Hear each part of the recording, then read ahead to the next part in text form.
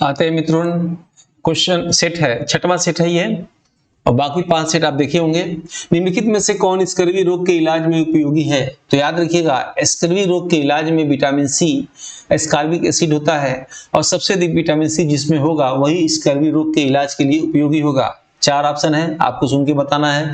पहला ऑप्शन आम, पपीता, आंवला, बेर। तो आंसर होगा आंवला। आंवला में सबसे अधिक विटामिन सी होता है। पूरे भारत में सबसे अधिक आंवला प्रतापगढ़ में होता है, क्योंकि पूरे उत्तर प्रदेश में सबसे अधिक काली मिट्टी प्रतापगढ़ में पाई जाती है, इसलिए आंवला और नाशपाती प्रतापगढ़ में अधिक होता है, और सबसे अधिक विटामिन सी आंवला में होता है। याद रखिएगा। पहला ऑप्शन आम का दिया है, तो क्या आप बताएंगे उस आम का नाम जिसमें गुठली नहीं होता है? तो वो है सिंधु आम। ठीक है, वह आम जो जिसमें गुठली नहीं होता है सिंधु आम कहा जाता है। ठीक है, आजाद हिंद फौज का नेतृत्व, दूसरा प्रश्न है, आजाद हिंद फौज का नेतृत्व में लड़ाई लड़ी किसने लड़ी? आजाद हिंद फौज में 4 ऑप्शन। ऑप्शन है पहला अरविंद घोष, ठीक है, दूसरा ऑप्शन है वीर सावरकर, तीसरा ऑप्शन है जवाहरलाल नेहरू, चौथा ऑप्शन है सुभाष चंद्र बोस।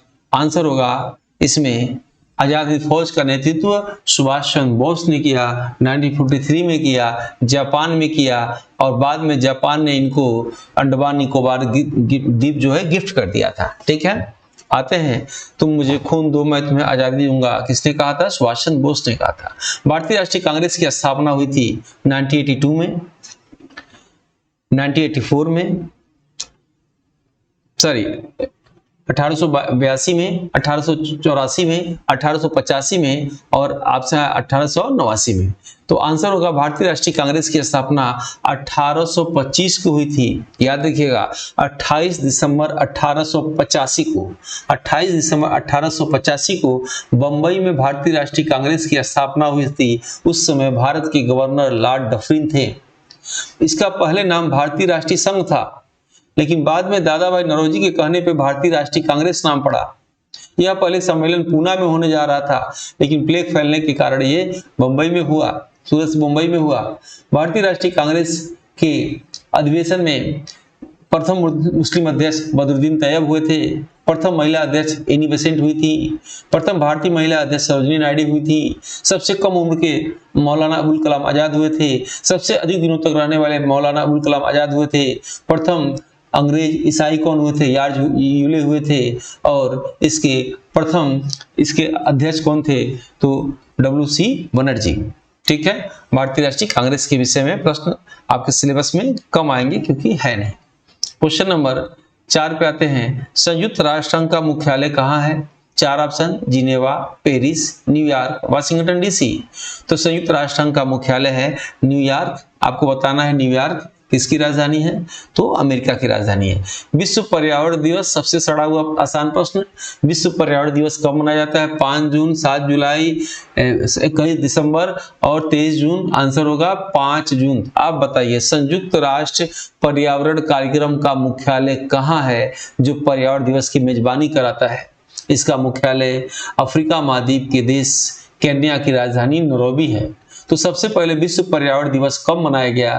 तो 1972 में इसकी घोषणा हो गई थी, और 2 साल बाद पहली बार अमेरिका ने मनाया था इसको। ठीक है, विश्व पर्यावरण दिवस 5 जून को, याद रखिएगा। स्वस्थ मनुष्य का तापक्रम कितना होता है? स्वस्थ मनुष्य का तापक्रम शरीर का कितना होता है? पहला ऑप्शन, ये सेंटीग्रेड में दिया है, तो 31 degree centigrade, 96.6 degree centigrade, 37 degree centigrade और 39 डिग्री सेंटीग्रेड। ये प्रश्न अच्छा अक्सर आता है। तो 37 डिग्री सेंटीग्रेड जो है मनुष्य के शरीर का तापमान होता है।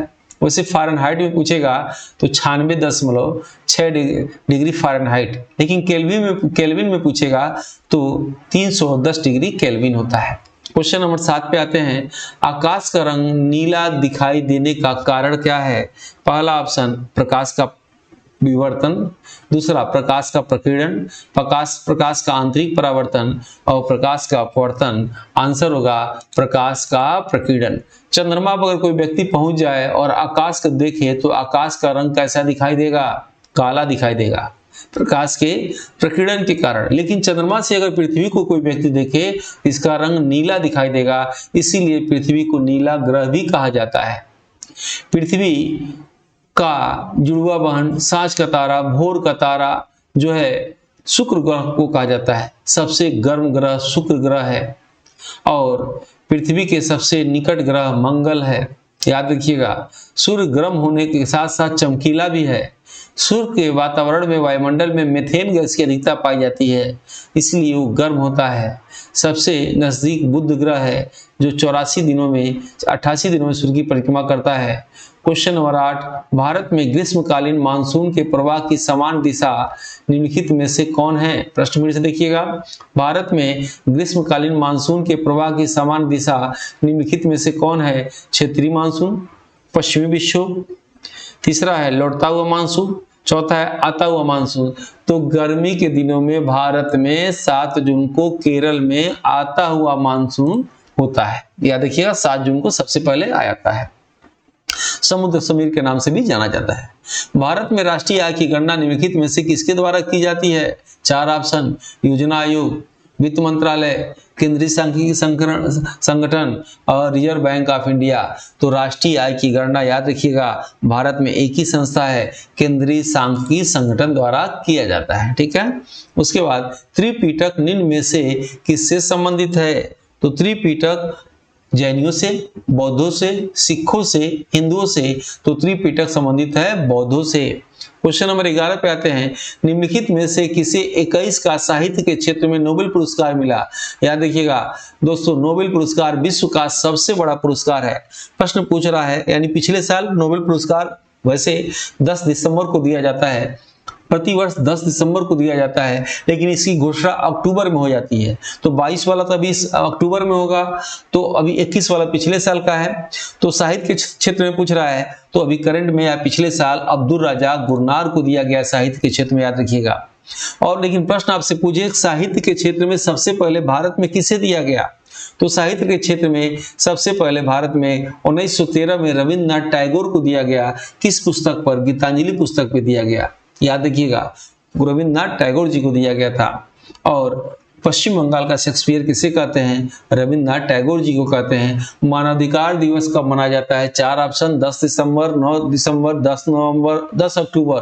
तो मानवाधिकार दिवस याद रखिएगा उसी दिन मनाया जाता है जिस दिन नोबेल प्राइज दिया जाता है, यानी 10 दिसंबर को। तो मानवाधिकार के दिवस की स्थापना कब हुआ था? तो भारत में याद रखिएगा 28 सितंबर 1993 को मानवाधिकार दिवस की स्थापना किया गया था। ठीक है, दिवस मनाया जाता है 10 दिसंबर को, 28 सितंबर 1993 को इसकी स्थापना हुआ था। राष्ट्रीय मतदाता दिवस मनाया जाता है, 4 ऑप्शन, 15 जनवरी, 25 जनवरी, 15 फरवरी और 25 फरवरी। तो आंसर होगा 25 जनवरी को राष्ट्रीय मतदाता दिवस मनाया जाता है, क्योंकि 25 जनवरी 1950 को भारत में जो है मुख्य चुनाव आयुक्त की स्थापना किया गया था, कार्यालय की स्थापना किया गया था। और वर्तमान में वोट डालने का न्यूनतम उम्र कितना है? 21 वर्ष है। 21 वर्ष है। पहले 21 वर्ष से क्या था? 21 वर्ष से 18 वर्ष कर दिया गया, इस समय 18 वर्ष है। और किस संविधान संशोधन में? 61वां संविधान संशोधन में 1989 स्वर्गीय राजीव गांधी के समय वोट डालने का न्यूनतम उम्र 21 से 18 वर्ष कर दिया गया। क्वेश्चन नंबर 14 पर देखते हैं। वीडियो आपको अच्छा लगे तो लाइक जरूर करिएगा, सब्सक्राइब करिएगा, शेयर करिएगा, ताकि मेरा मोटिवेशन बना रहे और ऐसे वीडियो मैं आपको बना के देता रहूं। न्यूक्लियर बम बनाने के लिए निम्न में से किसका उपयोग किया जाता है? Zirconium, uranium, molybdenum, vanadium. तो याद रखिएगा न्यूक्लियर बम बनाने के लिए जो है इसमें से यूरेनियम का प्रयोग किया जाता है। अब प्रश्न आता है कि भारत में यूरेनियम किस खान से निकाला जाता है? तो भारत में यूरेनियम यादुगोड़ा की खान झारखंड से निकाला जाता है। तो यूरेनियम का सबसे बड़ा भंडार कहाँ है? तो तमिलनाडु में है। आपको बताना है 2022 में अभी किस राज्य में यूरेनियम का सबसे बड़ा भंडार क्या घोषणा हुआ है? तो सीकर जिला राजस्थान में सबसे यूरेनियम बड़ा भंडार का अभी घोषणा हुआ है। तो यूरेनियम सबसे अधिक कहां से वर्तमान में किस देश से निकाला जा रहा है? तो ऑस्ट्रेलिया से यूरेनियम और ऊन अधिक निकाला जाता है। लेकिन यूरेनियम सिटी किसे कहते हैं? कनाडा को कहा जाता है, क्योंकि कनाडा की धरती में सबसे अधिक यूरेनियम है। यूरेनियम महंगा होने के नाते भारत में यूरेनियम की जगह पे थोरियम का प्रयोग होता है, और भारत में थोरियम केरल के मोनोजाइट बालू में पाया जाता है। ठीक है, तो न्यूक्लियर बम बनाने के लिए इसका प्रयोग होता है, यूरेनियम का प्रयोग होता है। क्वेश्चन नंबर 15 पे आते हैं। भारत में पंचायती राज की त्रिस्तरीय व्यवस्था का अनुमोदन किस समिति के द्वारा किया गया? फिर से प्रश्न बोल दे, लंबा है। भारत में पंचायती राज की त्रिस्तरीय व्यवस्था का अनुमोदन किस समिति के आधार पर किया गया? बलवंत राय मेहता समिति, अशोक मेहता समिति, हनुमंत राय मेहता समिति, JBK राव समिति। तो मित्रों ध्यान से सुन लीजिएगा, भारत में पंचायती राज जो है बलवंत राय मेहता समिति की सिफारिश पे किया गया, 1959 में किया गया। और सबसे पहले जो है ये नागौर जिला राजस्थान में से लागू किया गया। और 73वां संविधान संशोधन 1992 में भारत में त्रिस्तरीय व्यवस्था का लागू कर दिया गया। और जो है अशोक मेहता तो 1977 में दिए थे। और किस भाग में पंचायत का वर्णन है? भाग 9 में। और किस अनुसूची में पंचायत का वर्णन है? अनुसूची 11 में। इसके बाद ही नगरपालिका का आता है। दोनों प्रश्न खूब पूछता है, जैसे पंचायत और नगरपालिका का चुनाव कौन कराता है? तो राज्य सरकार कराती है, चुनाव आयुक्त नहीं कराता है। पंचायत और नगरपालिका किस भाग में है, किस अनुसूची में है, अक्सर ये प्रश्न आता है। तो ऐसे देखिएगा, 73वां संविधान संशोधन 1992 में पंचायती राज बना, 74वां संविधान संशोधन 1993 में नगरपालिका बना। भाग 9 में पंचायत है, भाग 9 क में नगरपालिका है, अनुसूची 11 में पंचायत है, अनुसूची 12 में नगरपालिका है। ठीक है, तो बलवंत राय मेहता समिति ने इसको लाए थे। नागौर जिलों में मेथी सबसे अधिक होता है। भारतीय संविधान की प्रस्तावना में समाजवादी शब्द किस संशोधन द्वारा लाया गया? 4 ऑप्शन, 32वां संविधान संशोधन, 42वां संविधान संशोधन, 44वां संविधान संशोधन और 74वां संविधान संशोधन। आंसर होगा 42वां संविधान संशोधन में प्रस्तावना में समाजवादी शब्द को लाया गया। आप बताएंगे प्रस्तावना में कितनी बार संशोधन हुआ? तो मात्र 1 बार संशोधन हुआ और आखिरी बार हुआ। प्रस्तावना यानी भारतीय संविधान की आत्मा किसे कहा जाता है? तो प्रस्तावना को कहा जाता है। या पंडित जवाहरलाल नेहरू ने भारतीय संविधान की आत्मा किसे कहा? प्रस्तावना को कहा। भीमराव अम्बेडकर ने भारतीय संविधान की आत्मा किसे कहा? अनुच्छेद 32 को संवैधानिक उपचारों के अधिकार को कहा। तो प्रश्न आता है प्रस्तावना किस देश से लिया गया है? तो अमेरिका से लिया गया है। प्रस्तावना की भाषा कहां से लिया गया है? तो ऑस्ट्रेलिया से लिया गया है। ठीक है, तो क्वेश्चन नंबर 17 पे आते हैं। निम्न में से कौन सी घाटी की सभ्यता सिंधु घाटी की सभ्यता से संबंधित स्थल नहीं है? कालीबंगा, रोपड़, पाटलिपुत्र, लोथल। तो सिंधु घाटी की सभ्यता से मतलब नहीं है। पाटलिपुत्र का कोई मतलब नहीं है। पाटलिपुत्र को उदयन ने बसाया था, नाम था कुसुमपुरा और शेषशाह सूर्य ने इसका नाम पाटलिपुत्र रख दिया। मगध की राजधानी पाटलिपुत्र थी। प्राचीन काल के इतिहासों का बहुत प्रसिद्ध स्थल था पाटलिपुत्र, क्योंकि ये हाथी का यहाँ काम बहुत ज्यादा हाथी मिलता था, लोहे का वर्क हुआ करता था और सुरक्षा की दृष्टि से सबसे महत्वपूर्ण था, क्योंकि अमरकंटक से निकला सोन नदी और गंगा नदी और उसके बाद गंडक नदी, 3 ओर से घिरा हुआ था पाटलिपुत्र और पीछे विंध्य के जंगलों से घिरा हुआ था। इसलिए प्राचीन इतिहास में पाटलिपुत्र का नाम अच्छी तरह से आता है। याद रखिएगा, पाटलिपुत्र का प्राचीन नाम कुसुमपुरा है। ठीक है, पाटलिपुत्र किसने बसाया? उदयन ने बसाया। उदयन किस वंश का था? हर्यक वंश का था। वही हर्यक वंश जिस वंश को पृथहंता वंश कहा जाता है, जिस वंश के सभी राजा अपने पिता की हत्या करके राजा बने थे। क्वेश्चन नंबर 18, रक्त में निम्न की अधिकता से ब्लू बेबी सिंड्रोम नामक बीमारी होती है। तो रक्त में किसकी अधिकता से? ऑप्शन है आयरन, दूसरा है लेड, तीसरा है मिथोग्लोबिन और चौथा है नाइट्रेट। आपको आंसर होगा मिथोग्लोबिन की अधिकता से। क्वेश्चन नंबर 19, भारतीय संविधान के किस अनुच्छेद में चुनाव का उल्लेख किया गया है?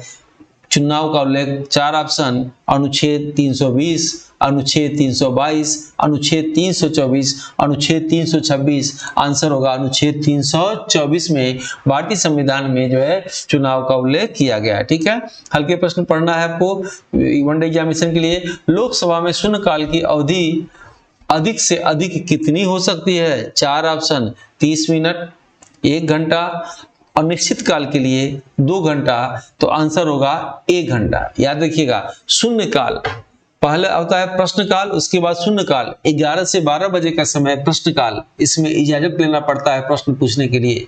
शून्यकाल में इजाजत लेने की आवश्यकता नहीं पड़ती है। 12 से 1 के बीच का समय कोई भी किसी से प्रश्न कर सकता है शून्यकाल में। याद रखिएगा। 21वां प्रश्न, निम्न में से किस फसल में उत्तर प्रदेश में सबसे बड़ा उत्पादन नहीं है? तो पहला ऑप्शन आलू, चावल, गन्ना, गेहूं। तो उत्तर प्रदेश का प्रथम स्थान नहीं है, यानी चावल सबसे अधिक कहां होता है? पश्चिम बंगाल में होता है। आलू उत्तर प्रदेश में, आलू पहले गुजरात में भी होता था, गन्ना उत्तर प्रदेश में, गेहूं उत्तर प्रदेश में। क्वेश्चन नंबर 22 पे आते हैं, निम्न में से कौन सा तना नहीं है? वैसे रूपांतरित तना तो आलू है, सब लोग जानते हैं, लेकिन इसमें आलू ऑप्शन है ही नहीं है। सलजम, पहला सलजम, दूसरा अदरक, तीसरा गाजर, चौथा शकरकंद। अब बताइए इसमें से क्या आंसर देंगे? इसमें आंसर होगा अदरक। याद रखिएगा। क्वेश्चन नंबर 23 सबको मालूम होगा, डिस्कवरी ऑफ इंडिया पुस्तक के लेखक कौन है? महात्मा गांधी, जवाहरलाल नेहरू, बाल गंगाधर तिलक, सुभाष चंद्र बोस। तो डिस्कवरी ऑफ इंडिया के लेखक कौन है? जवाहरलाल नेहरू। महात्मा गांधी की पुस्तक का नाम बताइए, माई एक्सपीरियंस विथ ट्रू। ठीक है। बाल गंगाधर तिलक की पुस्तक का नाम बताइए, गीता रहस्य। ठीक है। क्वेश्चन नंबर 24 पे आते हैं, वह स्थल जहां हर्षवर्धन ने बौद्ध महासम्मेलन का आयोजन किया था। बहुत ही अच्छा प्रश्न है, आपकी परीक्षा में हर्षवर्धन का जो है सिलेबस में दिया हुआ है, शॉर्टकट में बोल दे रहा हूं, ध्यान से सुन लीजिए, उसी में से प्रश्न आता है और बाकी बनता होता नहीं है। हर्षवर्धन, वह स्थल जहां हर्षवर्धन ने बौद्ध महासम्मेलन का आयोजन किया था, काशी, प्रयाग, अयोध्या। तो सारनाथ। याद रखिएगा प्रयाग। जैसे बौद्ध धर्म में 4 महासम्मेलन हुआ था, प्रश्न ये भी आता है 5वां महासम्मेलन कौन किया? तो हर्षवर्धन ने किया। याद रखिएगा। पुष्यभूति वंश का हर्षवर्धन था। हर्षवर्धन के पिता का नाम प्रभाकर वर्धन था। हर्षवर्धन के माता का नाम यशोमती था। और प्रभाकर वर्धन यानी हर्षवर्धन के पिता के 2 पुत्र, राज्यवर्धन बड़े थे, हर्षवर्धन छोटे थे, और उनकी एक पुत्री राजश्री थी। राजश्री का विवाह उन्होंने कन्नौज में कर दिया, मौखरी वंश के शासन से कर दिया। उनके बगल का राजा यानी कन्नौज के बगल का राजा, मध्य प्रदेश का राजा देवगुप्त ने हर्षवर्धन की बहनोई का, या कह सकते हैं ग्रह वर्मा का, या जिससे शादी हुआ था राजश्री का, उसका हत्या कर दिया। इसका बदला लेने के लिए राज्यवर्धन कन्नौज जाते हैं और युद्ध करके जो है वो देवगुप्त को मार डालते हैं। अभी युद्ध में उनको हराते ही हैं, तब तो बंगाल का शासक शशांक आता है और कूटनीतिक से राज्यवर्धन को मार देता है। तो अब देखिए टर्निंग पॉइंट क्या आता है। अब उधर प्रभाकर वर्धन की मृत्यु हो जाती है, तो उनको मरने पे उनकी चिता पर हर्षवर्धन की माता यशोमती भी उस पर सती हो जाती हैं। अब हर्षवर्धन क्या करता है कि अपनी राजधानी थानेश्वर हरियाणा से कन्नौज यानी महोदय नगर को स्थानांतरित कर देता है। इत्र नगरी कन्नौज को कहा जाता है। प्रश्न क्या आएगा, ध्यान से देखिएगा। हर्षवर्धन हर 6 वर्ष पर प्रयाग में, इलाहाबाद में एक पूजा करता था। पूजा किसका करता था? शिव का करता था, सूर्य का करता था और बुद्ध का करता था, और वहां पे महादान देता था हर 6 वर्ष पे। यानी 6 वर्ष पे आज भी अर्धकुंभ, 12 वर्ष में कुंभ मेला लगता है। कुंभ मेला इन्हीं का दिन है। यानी हर्षवर्धन प्रयाग में हर 6 वर्ष पर महादान करता था। महादान के अंतर्गत वो अपने कपड़े को भी दान कर देता था और अपनी बहन राजश्री से पैसे मांग के, कपड़े उधार पैसे मांग के पहन के अपने राज्य को वापस आता था। हर्षवर्धन के समय चीनी यात्री हेंगसांग आया था, जो लगभग 15 साल रहा, और हेंगसांग ने CUK लिखा। हेंगसांग जो है हर्षवर्धन को शाक्य मुनि कहता था। ठीक है। हेंगसांग चीनी यात्री आया था और हर्षवर्धन के शासनकाल में आया था।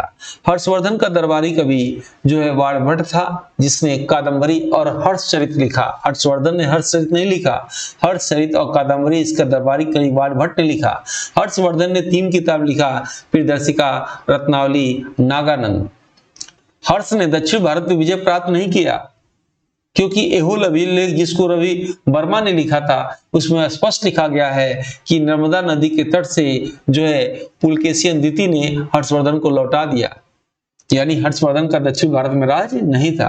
आते हैं मेन पॉइंट पे, क्वेश्चन नंबर 25 पे। उत्तर प्रदेश में भारत माता मंदिर कहाँ है? दोस्तों बहुत इंपॉर्टेंट प्रश्न है। उत्तर प्रदेश में भारत माता मंदिर कहाँ है? प्रयागराज, गाजीपुर, लखनऊ, वाराणसी। तो याद रखिएगा भारत माता मंदिर वाराणसी में है। क्वेश्चन नंबर 26 पे एल गणेशन निम्न में से किस राज्य के राज्यपाल है? बहुत इंपॉर्टेंट प्रश्न है, ये आ सकता है, याद रखिएगा। एल गणेशन, 4 ऑप्शन बताना है आपको। एल गणेशन किस राज्य के राज्यपाल है? मणिपुर, अरुणाचल प्रदेश, बिहार, तमिलनाडु। आंसर होगा मणिपुर। क्यों इन्हीं का पूछेगा? एल गणेशन का ही। वर्तमान में उपराष्ट्रपति भारत के जगदीप धनखड़ जी हैं और उपराष्ट्रपति बनने से पहले वो पश्चिम बंगाल के राज्यपाल थे। तो पश्चिम बंगाल के राज्यपाल के लिए अतिरिक्त प्रभार का कार्य किसे दिया गया है? तो इन्हीं एल गणेशन जी को दिया गया है, जो मणिपुर और पश्चिम बंगाल के राज्यपाल है, याद रखिएगा। ठीक है, पिछली बार ये प्रश्न आया था, जब भी राष्ट्रपति राज्य और उपराष्ट्रपति कहीं से बनते हैं तो कहां के थे इसके पहले राज्यपाल, ये प्रश्न आता है। क्वेश्चन नंबर 27, चिल्का झील स्थित है, आपको बताना है चिल्का झील कहां स्थित है? पश्चिम बंगाल, आंध्र प्रदेश, तीसरा उड़ीसा, चौथा तमिलनाडु। तो चिल्का झील उड़ीसा में। भारत का सबसे बड़ा खारे पानी का झील चिल्का झील। भारत में सबसे अधिक लवणता वाला झील सांभर झील। भारत का सबसे बड़ा अनूप झील उड़ीसा में चिल्का झील। भारत का सबसे बड़ा ताजे पानी का झील और जो है उलट झील। ठीक है, नेक्स्ट आते हैं क्वेश्चन नंबर 28, अंतरिक्ष में भेजा गया भारत का पहला उपग्रह। 4 ऑप्शन, भास्कर, रोहिणी, आर्यभट्ट, एप्पल। तो अंतरिक्ष में भेजा गया भारत का पहला उपग्रह है आर्यभट्ट। 1975 में भेजा गया, रूस की सहायता से भेजा गया, याद रखिएगा। और ये पहला उपग्रह भेजा गया था। तो उपग्रह भारत में कहां से भेजा जाता है? श्रीहरिकोटा, आंध्र प्रदेश से भेजा जाता है और उसी का नाम है सतीश धवन अंतरिक्ष केंद्र, याद रखिएगा। उपग्रह पृथ्वी का मात्र एक उपग्रह है और उस उपग्रह का नाम है चंद्रमा, जो प्राकृतिक है। और भाई कृत्रिम तो बहुत उपग्रह है। ठीक है, तो उपग्रह कहां से छोड़ा जाता है? श्रीहरिकोटा, आंध्र प्रदेश से सतीश धवन अंतरिक्ष केंद्र से छोड़ा जाता है। ठीक है, तो बताइए उपग्रह किस मंडल में छोड़ा जाता है? वही मंडल में छोड़ा जाता है, वर्दी मंडल में छोड़ा जाता है, जो भारत पृथ्वी से सबसे आखिरी मंडल है। 29वां, आयात निर्यात एग्जिम बैंक, इसको बोलते हैं एग्जिम बैंक का स्थापना कब हुआ? 1981 में, 1982 में, 1985 में, 1989 में। आंसर होगा 1982 में इसका स्थापना हुआ। आज का आखिरी प्रश्न, 1 एकड़ में कितने गज होते हैं? 4840 वर्ग, 4550, 5248 और 4482। आंसर होगा पहला 4840। ठीक है मित्रों, अच्छा लगे तो इसको लाइक सब्सक्राइब जरूर करिएगा। मिलते हैं नेक्स्ट वीडियो 7वें में। जय हिंद, जय भारत।